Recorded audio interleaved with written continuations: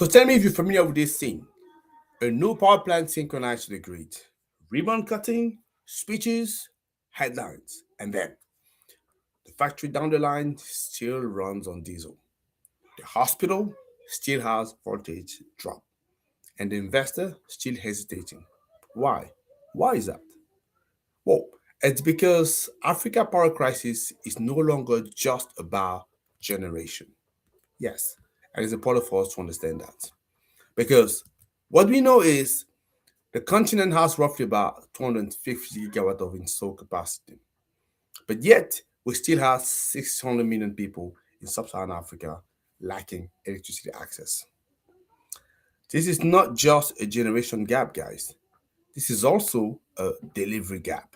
And today, what I want to do with you is to really unpack the real bottleneck of Africa power transition and why the next decade should be about building those grid, not just the turbines. Yep. I'll see you in a minute, guys. See you then.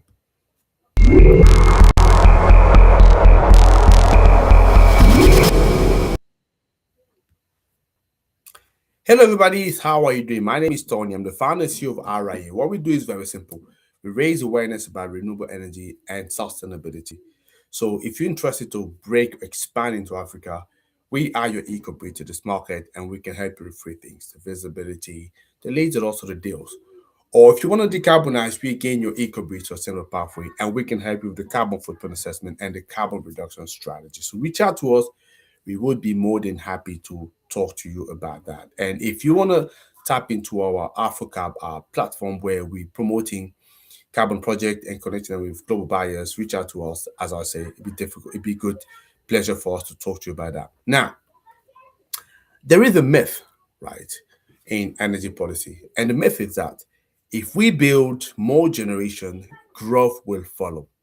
But it's important to understand that a megawatt, it's not development. No, a megawatt become development only when it becomes a delivered kilowatt hours, a reliably supplied kilowatt hours, paid for, reinvested into the system. So we've done some studies, right? And what actually a study has showed is actually new plan increasingly collide with, you know, transmission hosting limit, right? That we can't transmit more than what is actually in the system at the moment. Also, distribution bottlenecks, high losses. This is quite famous, right? That's common. And also weak reliability, including as well what I want to talk about is fragile utility finances. So that is the structural constraint that we see, not just the turbine, not just the panels, wire. That's what we're talking about here. And it's important for us to recognize that and to understand what we're talking about here. So, how does it look like in practice? That's the question that you want to see. So, let me just as well maybe give you, show you a little another example. So, I can talk about, for example, Kenya, right? Kenya is a perfect example of what we're talking about here. So Kenya will see a reported 24.2 system losses in just 6 months. And this happened between July and December 2024. So that's what we could see. So it means that nearly one quarter of electricity purchase never generates revenue, right? And in the very same period, we know as well that Kenya curtailed, 500, and 72 gigawatt hour of geothermal energy. That's about 7.1 total energy generated. So if you think about that a second, right? So I have obviously the graph showing you so that you could see what I'm talking about and sort of make sense out of it. So we have power generated, we have power available, and power not delivered. That's not scarcity. Yeah, that's not us missing power here. This is leakage. That's what we're talking about. And you have losses at between 20 and 25% are equivalent to building a new power plant and letting a quarter of it disappear even before we build it. So what it does is it will destroy a few things, right? It will certainly destroy, utility balance sheet. It will obviously destroy as well your debt capacity, and it will destroy investor confidence including the grid upgrade funding.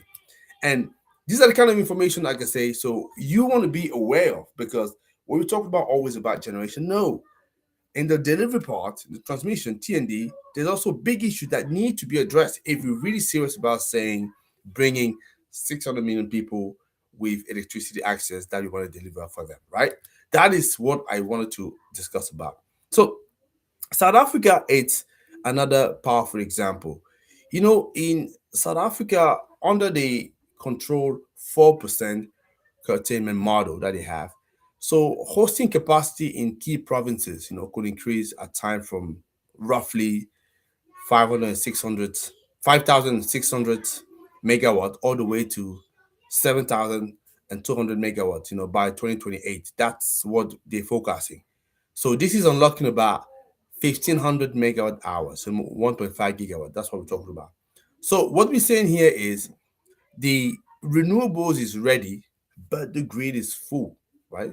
So that's what that curtailment model is saying. That's why you want to be cutting down, things too. So the transmission expansion, usually, if we want to do that, how does it look like?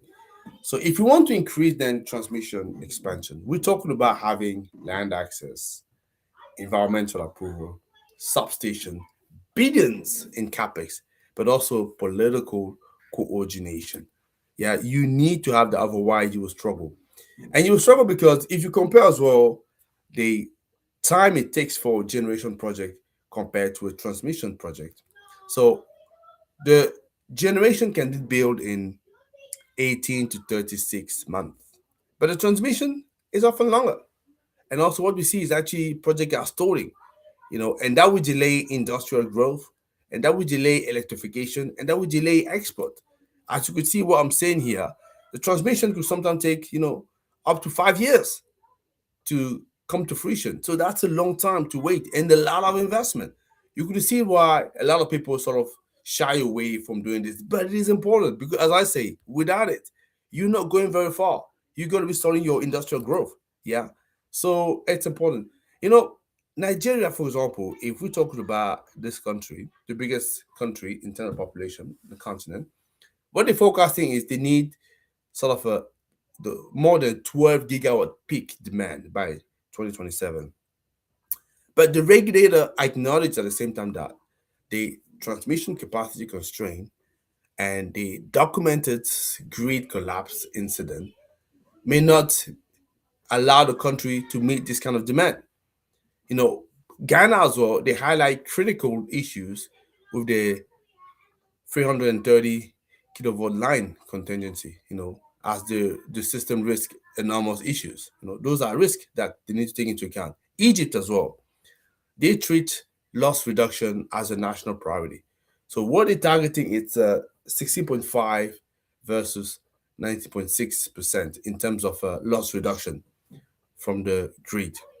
But from Nigeria, which recognize capacity constraint, to Ghana, which sees system risk with their line contingencies, to Egypt, who is looking at loss reduction and national priority, the pattern is very clear.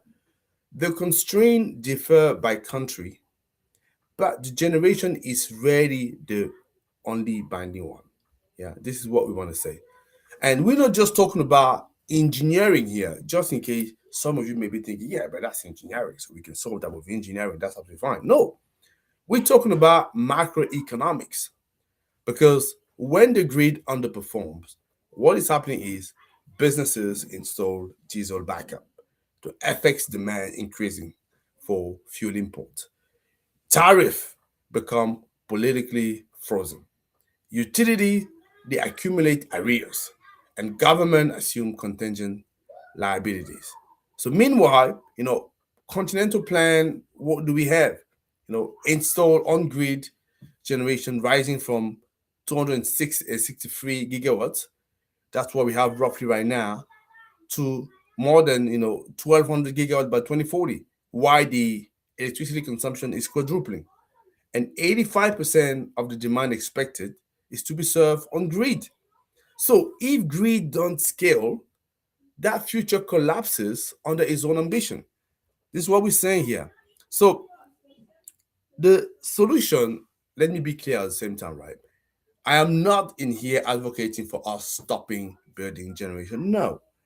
But it is generation, transmission, loss reduction, flexibility, governance, digital intelligence, all of that. So loss reduction is infrastructure. Congestion management is market reform. Transparent hosting capacity map attracts capital.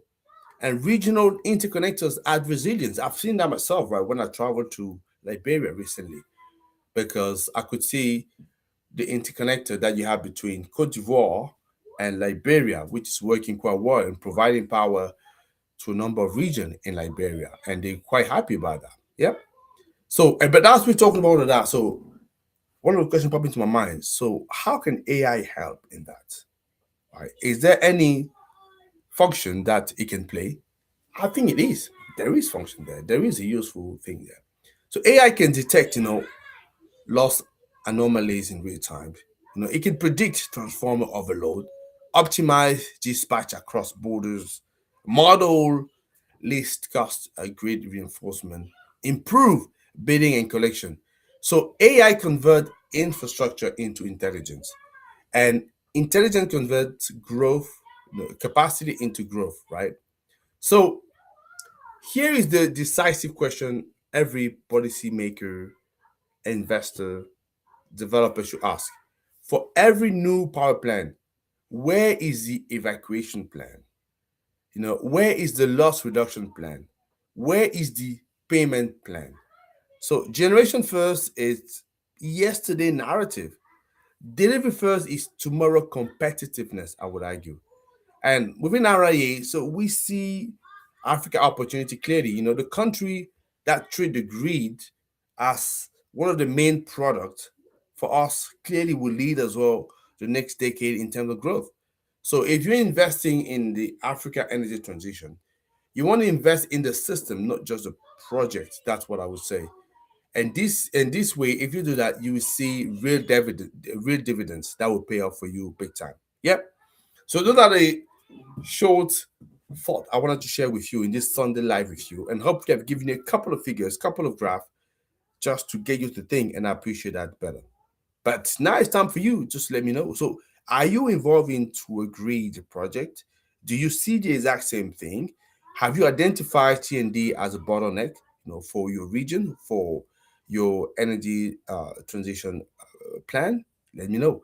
Be more than happy to talk to you about that. But in between, guys, don't forget to like this video, share, comment, and also subscribe if you haven't done so. Okay, I'll see you next time, guys. Take care. Bye bye.